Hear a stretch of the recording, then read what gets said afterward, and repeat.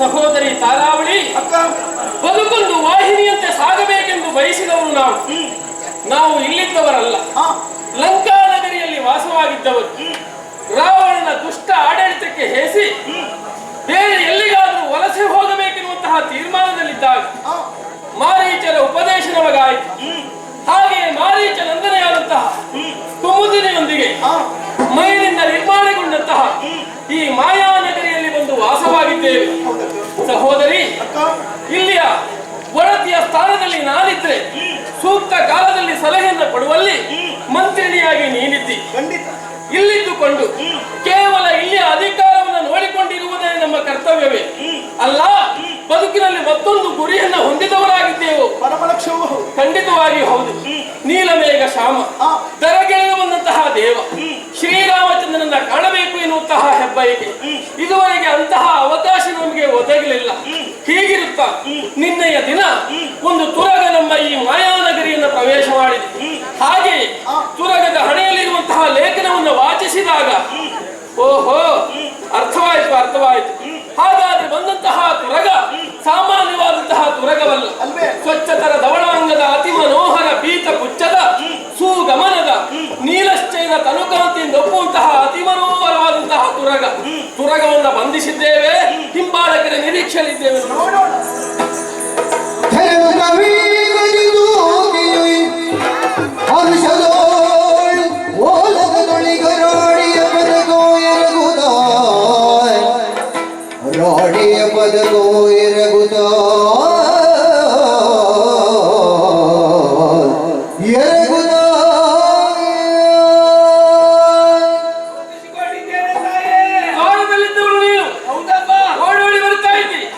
ಯಾಕೆ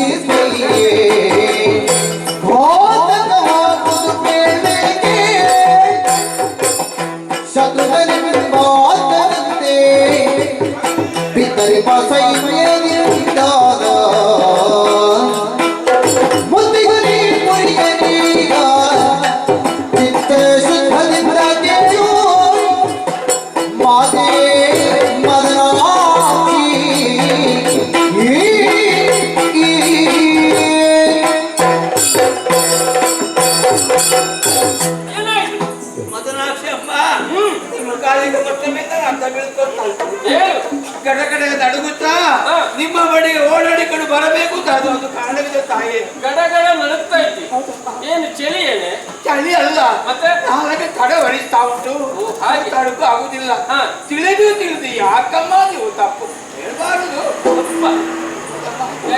ತಪ್ಪು ಮಾಡಿದ್ದು ನೀವು ಈಗ ಅನುಭವಿಸಬೇಕಾದ ಸಂದರ್ಭ ನಮಗೆ ಬಂತು ಅಂತ ಬೇಕಾರ. ಏನ್ ತಪ್ಪಾಡ್ತೀವಿ? ಏನೋ ಒಂದು ಕುದುರೆ ನಮ್ಮ ಊರಿಗೆ ಬಂತಲ್ವಾ, ಅದನ್ನು ನೀವು ಗಟ್ಟಿ ಹಾಕಿದಿರಂತಲ್ವ. ಹೌದು. ಈಗ ಪರಿಣಾಮ ಏನಾಗಿದೆ? ಏನಾಗಿದೆ? ದೊಡ್ಡ ಸಮುದ್ರದ ಹಾಗೆ ಆ ಸೇನೆ ಒಂದು ನಮ್ಮ ಮಾಯಾಪುರಿಗೆ ಮುಚ್ಚಿಲಾಗಿದೆ ಅಮ್ಮ. ಹೌದಾ? ಹಾಗೆ ಸೇನೆ ಮಂದಿ ವಾಹನ ಆಯುಧಗಳೆಲ್ಲ ಉಂಟು. ಯಾರು ಏನಿದ ವರ್ತಮಾನ ತಿಳಿದಾಗ ಶತ್ರುಘ್ನಂತೆ, ಹೌದಾ, ಕುದುರೆ ಬೆಂಗಾವಲಿಗೆ ಬಂದವರಂತೆ ಸೈನ್ಯವನ್ನು ಕೂಡಿಕೊಂಡು ನಮ್ಮ ಮಾಯಾಪುರಿ ಪ್ರವೇಶ ಮಾಡ್ತಾನೆ. ಎಲ್ಲ ಕಡೆ ಮುತ್ತಿಗಾಗಿದ್ದಾರೆ. ಅನರ್ಥವೇ ಕಾದಿದೆ ಅಮ್ಮ, ಅನರ್ಥವೇ ಕಾದಿದೆ.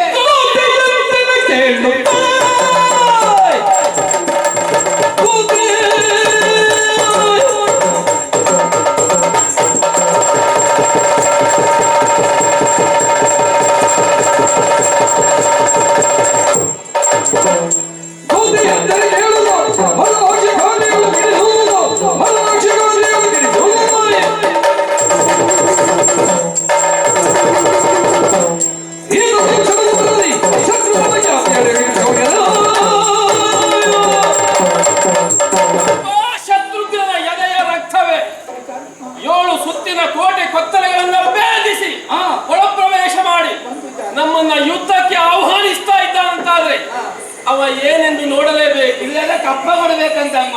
ಹೌದಾ? ಕಪ್ಪ ಕೊಡುವ ಪ್ರಶ್ನೆ ಇಲ್ಲ, ಕೊಡುವುದಕ್ಕಾಗಿ ನಾವು ಕಟ್ಟಿದ್ದಲ್ಲ. ಏನು ಅಮ್ಮ, ಇಲ್ಲಂತಾದ್ರೆ ನಮ್ಮನ್ನೆಲ್ಲ ಬಡಿದೋಡಿಸ್ತಾರಂತೆ, ಊರು ಸ್ವಾಧೀನ ಮಾಡ್ತಾರಂತೆ. ಇವಳೇ ಹೆದರಿಸ್ತಾಳೆ ನಮ್ಮನ್ನು. ಅಯ್ಯೋ, ಬಡಿದೋಡಿಸ್ತಾರೆ. ಭೀತಿಗೊಳ್ಳುವಂತಹ ಅಗತ್ಯ ಇಲ್ಲ. ಹೋಗು, ವಿಶ್ರಾಂತಿ ಪಡೆ.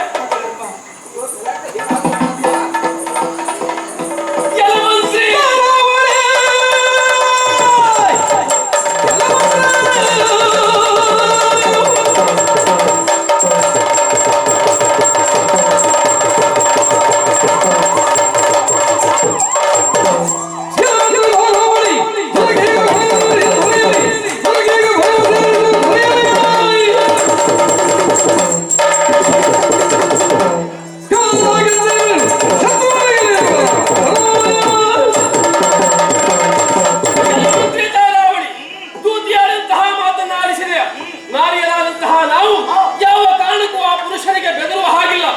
ಹಾಗಾಗಿ ಸೇನೆಗೆ ಆಜ್ಞೆ ಕೊಡು, ಸಾಮಾನ್ಯ ಯುದ್ಧ ಕ್ಷೇತ್ರಕ್ಕೆ. ಆದ್ರೆ ಒಂದು ಮಾತು, ಏನು? ಮೂಗನ್ನು ಎಳೆದಾಗ ಮುಖವೇ ಶರೀರವೇ ಬರುತ್ತದೆ. ಹಾಗಿರುವಾಗ ಕುದುರೆಯ ಬೆಂಗಾವಲಿಗೆ ಬಂದವ ಶತ್ರುಹರ, ಅವನಲ್ಲಿ ಕಾಡಾಕಾಡಿಯಾಗಿ ಭವನವನ್ನು ಕೊಟ್ಟು ಹಿಮ್ಮೆಟ್ಟಿಸ್ತೇವೆ ಎನ್ನುವಂತಹ ಆತ್ಮವಿಶ್ವಾಸ ಇದೆ. ಒಂದು ವೇಳೆ ಆಮೇಲೆ ಅವರ ರಕ್ಷಣೆಗೆ ಶ್ರೀರಾಮಚಂದ್ರ ಬಂದ್ರೆ ಏನು ಮಾಡುವುದು ಎನ್ನುವಂತಹ ಪ್ರಶ್ನೆ. ಶತ್ರುಘ್ನನ ರಕ್ಷಣೆಗೆ ರಾಮ ಬಂದ್ರೆ ಏನು ಮಾಡುವುದು? ರಾಮನೊಡನೆ ಯುದ್ಧವೇ? ಹೌದೇ ಸಹೋದರಿ.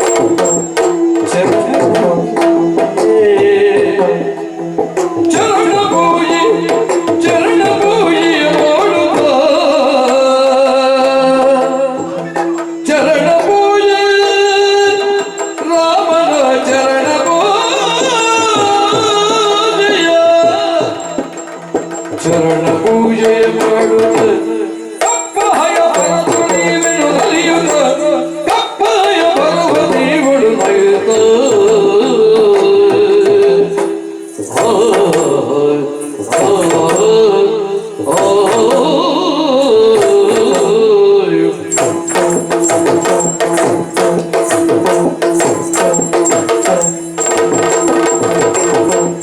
ಚರಣ ಪೂಜೆಯ ಮಾಡು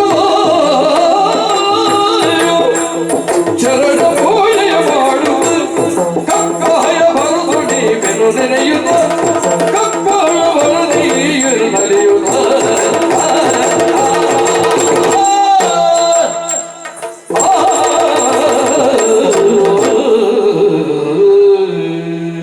ಸಹೋದರಿ ಅಕ್ಕ ಸ್ವರ್ಗದ ಮೆಂಗಾವರಿಗೆ ಬಂದಿದ್ದಾನೆ ರಾಮನ ಅನುಜನಾದಂತಹ ಶತ್ರುಘ್ನ. ಖಂಡಿತ ಅವನಿಗೂ ನಮಗೂ ಕಾದಾಕಾಡಿ ಹೋರಾಟವಾಗುತ್ತದೆ. ಆ ಹೋರಾಟದಲ್ಲಿ ಆ ನಮ್ಮ ಶೌರ್ಯಕ್ಕೆ ಆ ಆ ಶತ್ರುಘ್ನನ್ನ ನಾವು ಸೆರೆ ಹಿಡಿದಾಗ ಈ ವಿಚಾರ ಎನ್ನುವುದು ಆ ರಾಮಚಂದ್ರನಿಗೆ ಮುಟ್ಟುತ್ತದೆ. ಖಂಡಿತ ಬರ್ತಾನೆ. ಹಾಗೆಯೇ ದೀಕ್ಷೆಯಿಂದ ಎದ್ದಂತಹ ರಾಮಚಂದ್ರ ತುರದ ಅಪೇಕ್ಷೆಯನ್ನ ಅಂತು ನಮ್ಮ ಮಾಯಾಪುರಕ್ಕೆ ಬಂದ್ರೆ ಆ ಅವನೊಡನೆ ಹೋರಾಟವೇನು, ಅವನೊಡನೆ ಯುದ್ಧವೇನು? ಸಲ್ಲದು. ದೇವರನ್ನ ಕಾಣಬೇಕಾದ್ರೆ 3 ವಿಧ: ಆ ಭಕ್ತಿ, ಶಕ್ತಿ, ಯುಕ್ತಿ. ಈಗಾಗಲೇ ಭಕ್ತಿ ಮಾರ್ಗವನ್ನು ನಾವು ಅನುಸರಿಸಿದ್ದೇವೆ, ಎಷ್ಟೋ ಕಾಲ ಕಳೆದು ಹೋಯಿತು. ಒಲಿಯಲಿಲ್ಲ.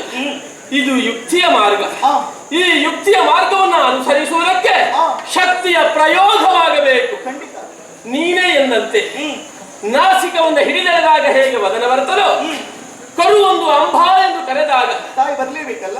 ಅಲ್ವೇ, ಆ ರೀತಿಯಾಗಿ ಶತ್ರುಘ್ನನ್ನ ಕಟ್ಟಿದಾಗ ರಾಮಚಂದ್ರ ಬರಲೇಬೇಕು. ಬಂದಾಗ ಅಲ್ಲ, ಅವನನ್ನ ಕಂಡಾಗ ಈ ನಮ್ಮ ಬಹುದಿನದ ಆಸೆ ನೆರವೇರುತ್ತದೆ ಅಲ್ವೇನೆ. ನಮ್ಮ ಚರ್ಮ ಚಕ್ಷುಗಳು ಪಾವನವಾಗುತ್ತದೆ. ಅವನನ್ನ ಕಂಡಾಗ ನಮ್ಮ ಧನುಷರವನ್ನೆಲ್ಲ ಅವನ ಪಾದ ಮೂಲದಲ್ಲಿ ಇಡ್ತೇನೆ. ಅಷ್ಟು ಮಾತ್ರ ಅಲ್ಲ, ಸಮಸ್ತ ಮಾಯಾಪುರವನ್ನೇ ಅವನಿಗೆ ಸಮರ್ಪಿಸ್ತೇನೆ. ಸಮರ್ಪಣಾ ಮನೋಭಾವದಿಂದ ನಮ್ಮನ್ನೇ ನಾವು ಅವನಿಗೆ ಸಮರ್ಪಿಸಿಕೊಳ್ಳಬೇಕು ಎನ್ನುವಂತಹ ಉದ್ದೇಶಕ್ಕಾಗಿ ಈ ಯುದ್ಧವನ್ನು ನಾನು ಹೂಡಿದವಳಿದ್ದೇನೆ. ಇಷ್ಟೆಲ್ಲ ಆಗಬೇಕಾದ್ರೆ ಈಗ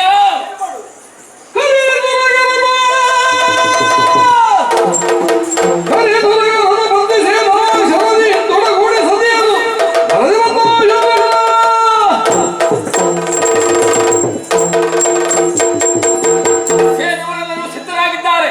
ಮತ್ಯಾಗತನ ನೇರವಾಗಿ ಶತ್ರುಘ್ನಿಗೆ ಎದುರಾಗೋಣ. ನಡೆಯೋಣ.